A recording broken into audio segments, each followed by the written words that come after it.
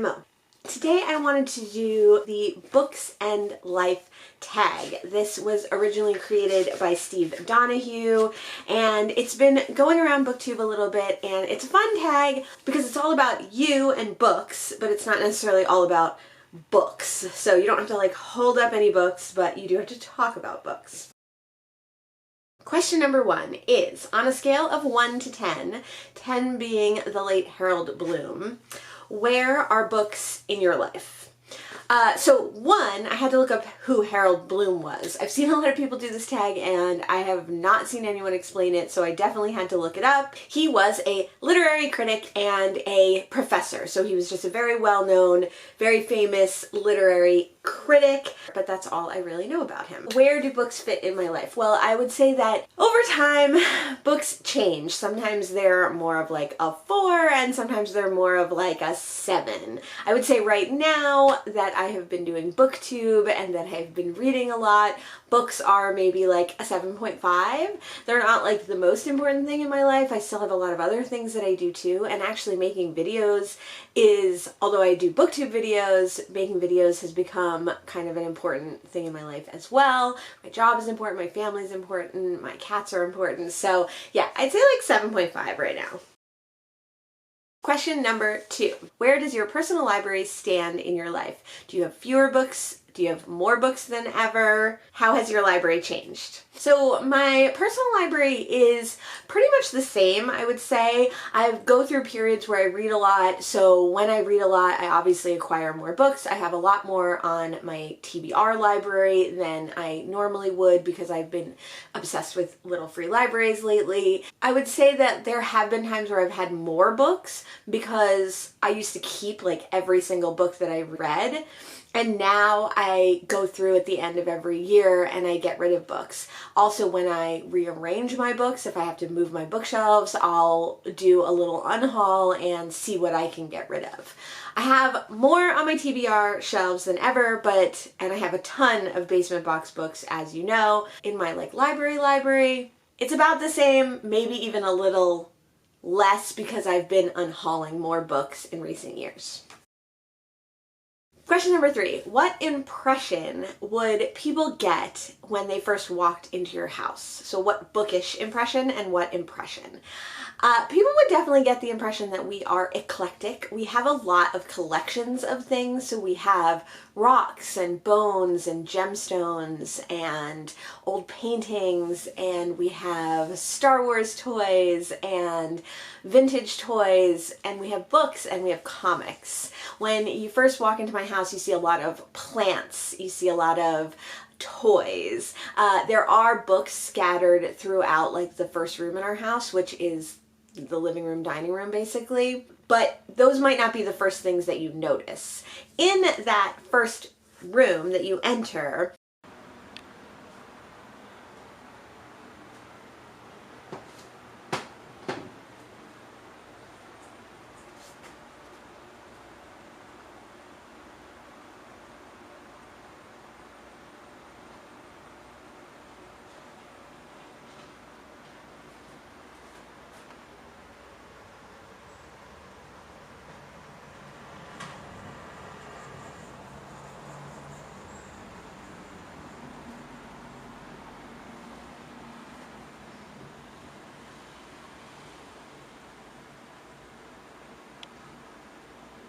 the first books you probably see are our reference books, which run the gambit from home improvement to gardening to ocean studies. We also have our guidebooks in the first room, so we have our guide to wildflowers, guides to butterflies, guides to birds. We have our Sibley's there.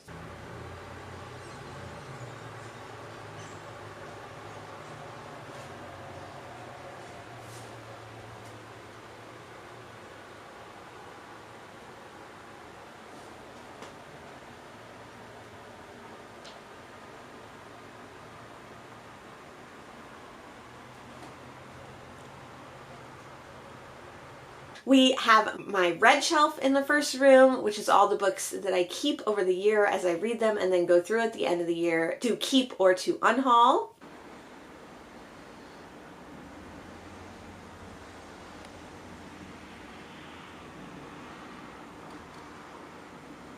So the first impression I think that you would get would be that books are around, but I think more people would notice the toys and the rocks and bones and plants.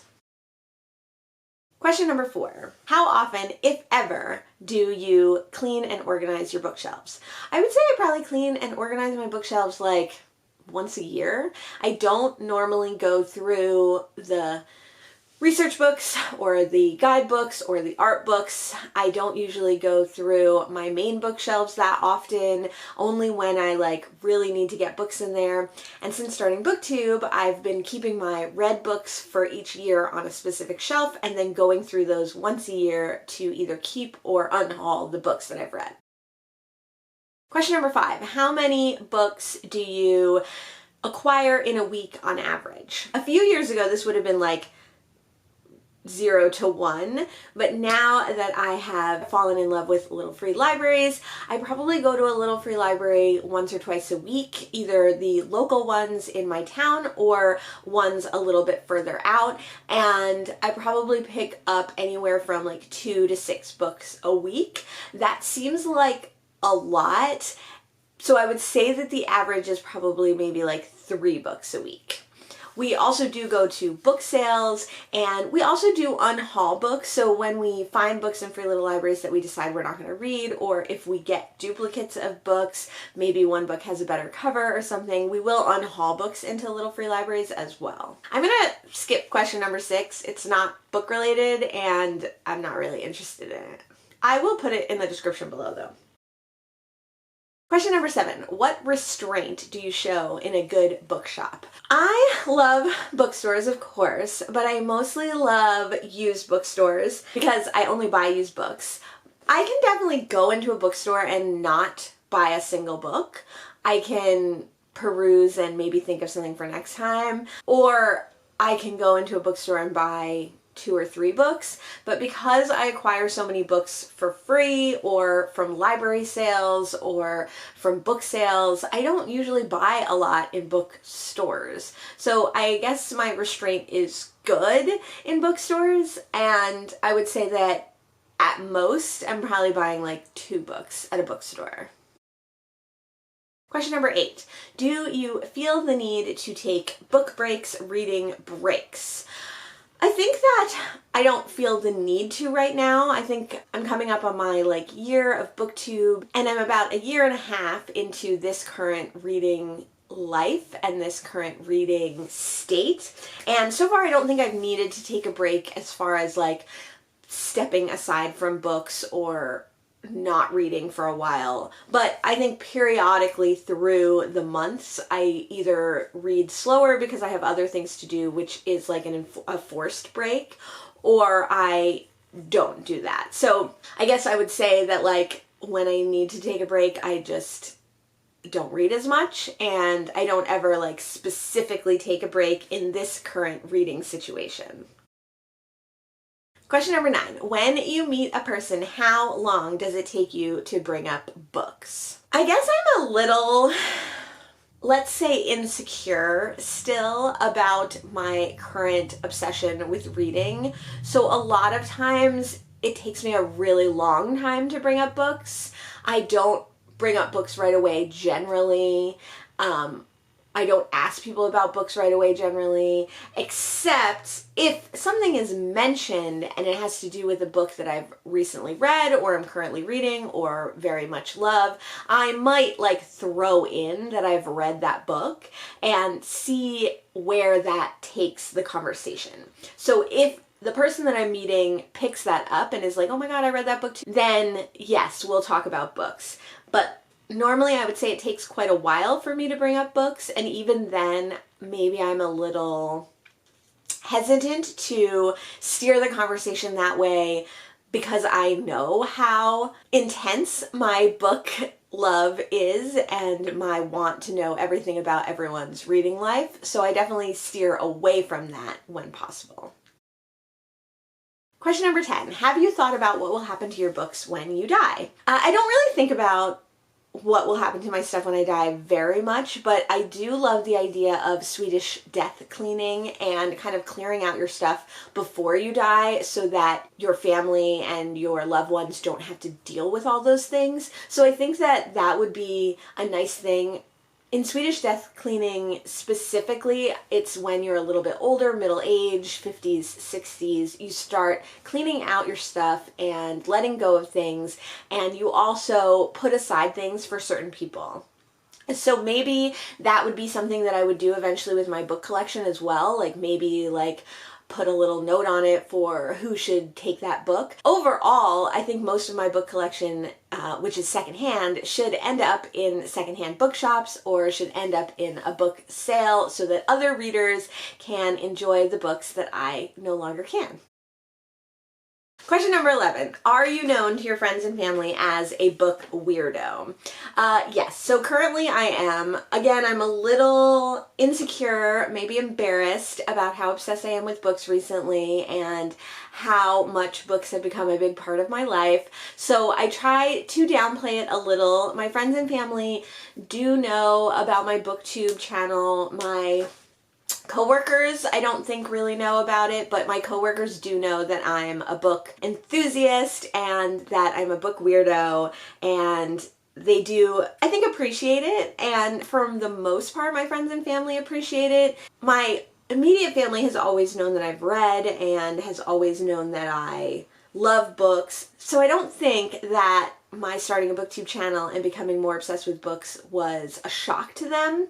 But I also don't think that they've watched any of my booktube videos. Maybe they have, maybe they haven't. They're busy people.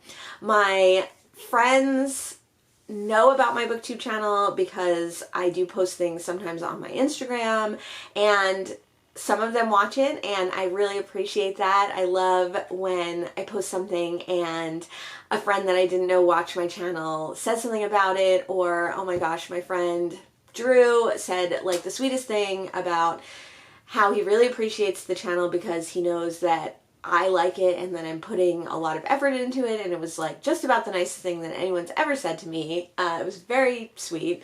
So they definitely know about my book love. At work, I'm definitely a book weirdo. I have a couple of other book weirdos there too. I think among my family, I'm not considered a weirdo. Among my friends, it's probably like half and half. I don't know if I come off as that book weirdo when I first like meet people or when people get to know me. We'll have to ask them one day. So that was the books and life tag, a little bit about books, a little bit about life. I am not going to tag anyone in this video, but if you haven't done this tag and it seems appealing to you, definitely make sure you do it or answer the questions in the comments below. Let me know if you are considered the book weirdo in your family and if your family and friends know about your book obsessions. Thanks so much, and I'll see you in the next one. Bye!